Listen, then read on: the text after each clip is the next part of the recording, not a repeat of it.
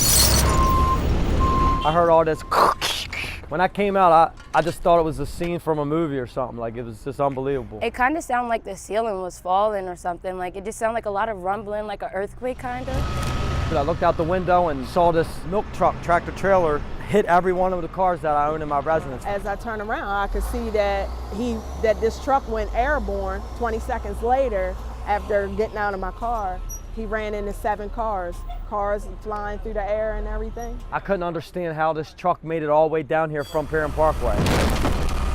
I heard all this noise, and then I came running to the front door, and all I heard was my stepdad say, "All of our cars have been hit." So I came outside and I saw my car in the front lawn, and I just said, "My car, my car." It appeared that some type of malfunction happened, you know, to make him lose control and hit the cars here. The whole side has been hit and smashed in to the point where the back end is kind of hanging. One vehicle here that was turned the opposite way, so it must have got hit and it got flipped around. The ground has footballs, all kinds of things on it. There's milk leaking from the truck. It's not something that's just like that. It'll take all day probably. The driver was really apologetic. He got out of his car with his fire extinguisher. First thing that he asked was everybody okay?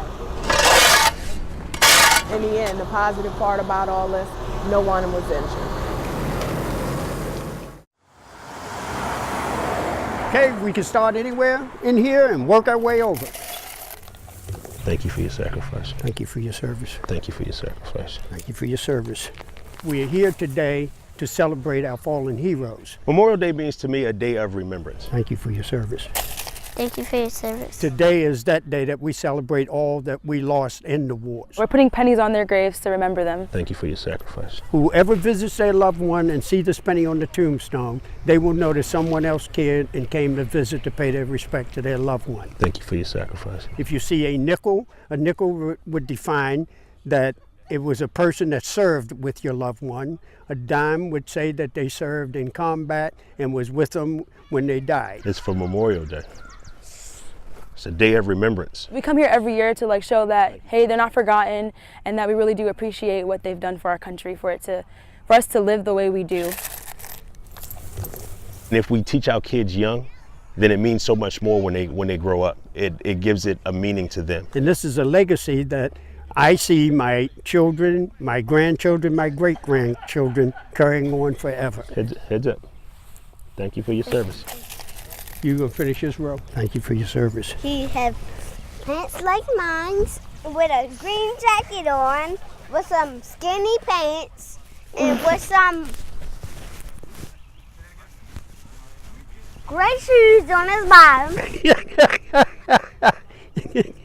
They have described me to the T. I want this to be about remembering those that came before us and gave us the freedoms that we enjoy today. We all have served in the military. Some have retired from the military, but we all have that common bond. Everyone here has been a part of me, and me a part of them. There is a sadness blanketing Baltimore. Fernando Raleigh. McKinley Williams, 53. Kathy Coon, 63. They're not statistics. Alfonso Watson, she's 38 years old. They're sons and daughters. 27-year-old Brandon West. Brian DeShield, 47. Homicide victims so far this year. Bruce Justice, 66. Ronald Rice, he's 29 years old. This is a city right here, got so much death. Carlos Montgomery. Stephanie Wisner, 29. Markel Scott, age 19. That's the bad part about it, it's kids. It's not the grown-ups, it's the kids that's dying. The graveyard is more full of kids than us. As of Monday morning, 151 homicides in Baltimore. Bodymore. There's a lot of kids that's out here in these streets that's going to gangs. From out of the sadness, many offer solutions. We need to get some more rec centers out here, instead of building jails and stuff like that. Don't do drugs, real. It I don't mess care you about up. what you're doing. You gotta want better for yourself. You feel me? At the end of the day, you know right from wrong. The majority of victims were fatally shot, but getting the guns off the streets is not easy. This even never looked like this, never. Gregory Jones. Anthony Edgar Long. Powers. Kathy 27 Coon, year old 63. Brandon West. Alfonso Watson. Brian DeShield. Troy Horton. Another young life, 30 years old. In West Baltimore, Kathleen Cairns, Fox 45 News. I just moved here like a month ago. You see drug dealers and all that around here. No shoes on, no killing. The message is there, but residents say it carries no weight. Anger. It's taking over the whole aspect of life right now. It says no shoot zone, but obviously it's shootings happening all around this corner, that corner, that corner, that corner. Residents hear the gunfire and know the victims. Look how many children are dying. While they wish it could be more positive, You can say it, it's just lip service. the harsh reality reverberates. In fact, it's so strong, no one talks about the last shooting, only the next one. It's gonna be another one. It's always another one. Around the corner, Baltimore, the greatest city in America. It's like you're a prisoner in your own neighborhood because other forces have come and taken over your neighborhood. They don't even live there. He just went to work and went home. That's it. And they killed him. Barbara's broken heart is like so many others. I know how parents feel. I know how they feel when somebody knock on your door and tell you your child is laying on the street dead. She says if the concrete slab behind her were a blank canvas, I would put pray. In West Baltimore, I would put an angel, the heavens, and the earth. Kathleen Cairns, Fox 45 News. At Bill's Music Store in Catonsville, if you can hum it, All right. someone here can play it.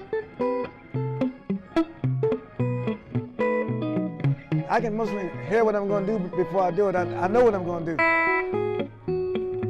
So we asked the professionals here to lend us an ear as we did a sound check in search of wireless earbuds that deliver the clearest, purest sound. That sounds good though. It sounds full. We put 5 of the latest brands of wireless earbuds I like these a lot better. to some of the most discriminating ears. The human ear kind of hears on a particular curve. From the new Apple AirPods, which sell for $159, This is high quality. This sounds pretty good. to these Bose Sound Sports, which retail for $149. So these are by far the most comfortable. Are they really? They are, yeah.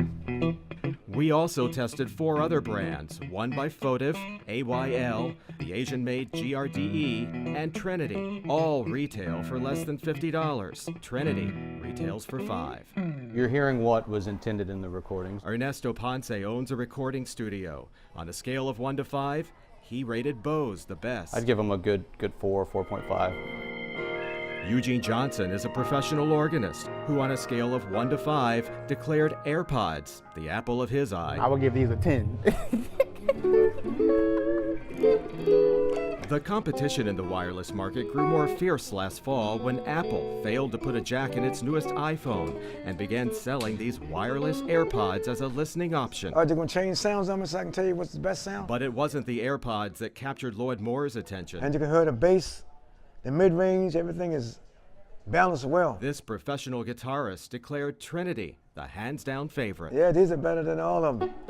But the earbuds that delivered the most for Lloyd Moore actually cost the least. Yeah. We purchased them for $5 at Five Below. Yeah, man. $5. Are you serious? Wow. Wow. I would think they're like $50 headphones.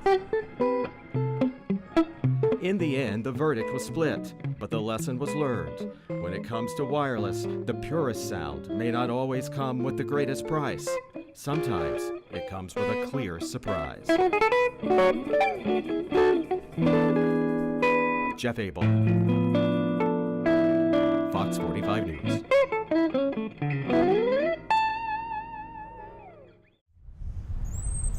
Purple, orange, and black. We rock purple, orange, and black. The school year is winding down at Reach Partnership School in Clifton Park. The first one we found was assembly. Inside room 202. He said, I got hits, a lot of hits, just like Cal Rip. Mr. Croce's English students present one of their final assignments. What's it called again? Poetic Devices. Poetic Devices. Poetic Devices, found in popular music. The lesson is really a reward for these students, even a stage for some. Look at me now, look at you. Look at me now, look at you. They told me, yo, what's it gonna get? Mr. Croce gets exactly what he expects. He's loving this right now. Cause I'm winning, spinning, been a paramedic, need to hit him. I try to keep things interesting in my class, and it's worked so far. He keeps it interesting, all right. There seems to be many parts to Mr. Croce, our English teacher. And when it's his turn to teach, the lessons come alive. Defensively was GP at 94 in the green. Yep, that's Mr. Croce. Playing mom and father to his niece. Teaching illusion and poetry. Pressure bring her up or she sees. His poetry. Streets, needle in her arm, world peace. His hip-hop. Says he feeds her when he rocks her to sleep. A lot of our kids enjoy his performance. He don't seem like the type that would be a rapper. He seemed like a cool, laid-back person. The word I said was like, damn, he raps? I mean, he got the swag, the power. I mean, he just like, it's like God blessed him with whatever he blessed with. He wrote his name down on a paper. I was like, MC Bravado. So I went on YouTube. I listened to one of his videos.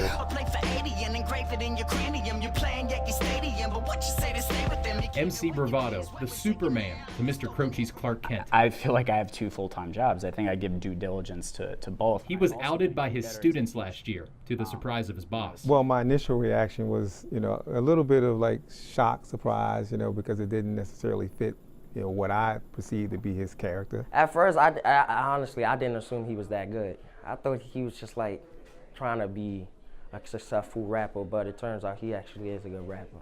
That's what he said, that was his reaction? I'm glad, honestly, because if you pass the smell test with them, I mean, that's always a good sign. MC Bravado has been Rich Croce's alter ego for 15 years. How we doing, Baltimore? What's good? What's good? But last month, MC Bravado officially released his first album. Some people, when they have nervous energy or any kind of angst, maybe they take it out on a punching bag or in like the weight room, but for me it's always been music. Yo, if you're here for me, I would very much appreciate it if you got out of your seat and came on down right here. At Maryland Art Place in April, Mr. Croce's laid-back demeanor gets checked at the door. I'm up there, I feel very free and comfortable and at ease. Proceeds for this concert, his album release party, will help fund Junior Prom at Reach Partnership, his school for the past 4 years, and where he plans on teaching at least through next year. I see him trying to make it big. I don't think he's going to be teaching here much long. It's a good thing for him, but it's a bad thing for us because a lot of people look up to Mr. Croce. Mr. Croce, a native of New York, says he gets his inspiration from his Baltimore students. Teaching English and writing hip-hop lyrics, he says, go hand in hand. They both lend each other well because it keeps me involved in like the creative process of writing and revising and editing and thinking critically. By him being a teacher and a rapper, I think it helps to foster the healthy relationships with the students in his classroom. They all seem to kind of, take to him. As many poetic devices as I can into my own work. For now, MC Bravado appears on weekends and on summer break. Next September, it's back to being Mr. Croce. Every teacher stands up here and they say, chase your dreams, right?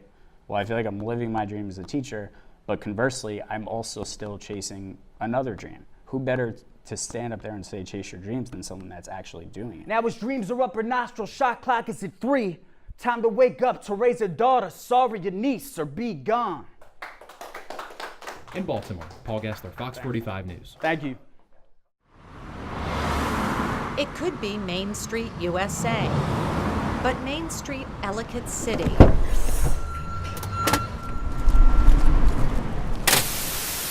It was the scariest thing I've ever had in my life. There were logs and trees running by. Has a history of tragedy. Most recently, the deadly flood, July 30th, 2016, which now brings us to 1 year later.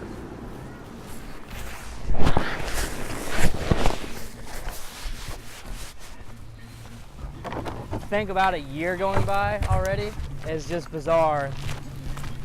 Bobby Barker knows this river well. He calls the Patapsco his second home. He paddled the same part of the water. The whole town was down the river. The day after the deadly flood. I was just paddling down the river, just kind of looking for anything. He found what time had lost. I just got the clock and set it on my kayak, and just paddled across the river and handed it to my friend. couple of people were crying. A mangled mess, but a symbol of how this community would endure. For me, it just really brings hope to the town that, we would rebuild, and we did. This has become a familiar sight. The sweet sounds of progress, especially for shopkeepers. Yeah, more or less. At All Time Toys, most days are about fun and games. Try to have stuff that we truly believe in, that's cool, trendy, kind of a pop culture feel to everything. On that night, it was about life and death. Jason found himself on the end of a human chain. Just kind of all pulled back together. So for me, the video is the night that changed my whole life. He was called a hero. And this is a very strong and resilient town with a lot of people with the same mentalities. A night that changed everything. For everyone, including people watching the flood from the second floor of the Phoenix. A lot of the town is back up and running. There's progress. We're open. And there's room to grow. I see Ellicott City as a place a future. where we need more businesses. We need more restaurants. We need more shops. Main Street is where the past, present, and future seem to blend. And nothing reflects that more. They're getting ready to hook it up. Than the iconic landmark clock.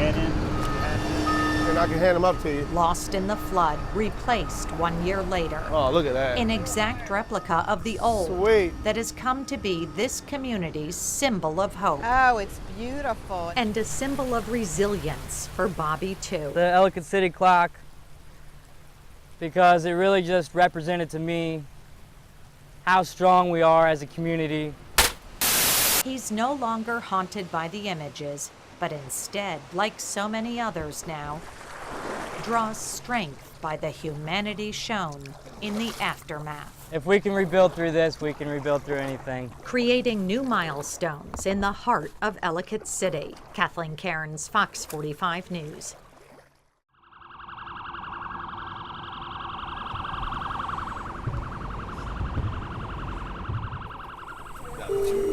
Okay, so you want us to come to shock trauma. Pressure's 140 over 100. You're not much ETA shock trauma. In a city in crisis, We gotta work on IVXs. this is the Nerve Center. You see 6, 7, 8, 9 gunshot victims a night, and it's just normal for us. To see that level of violence all the time, is it heartbreaking? Yeah.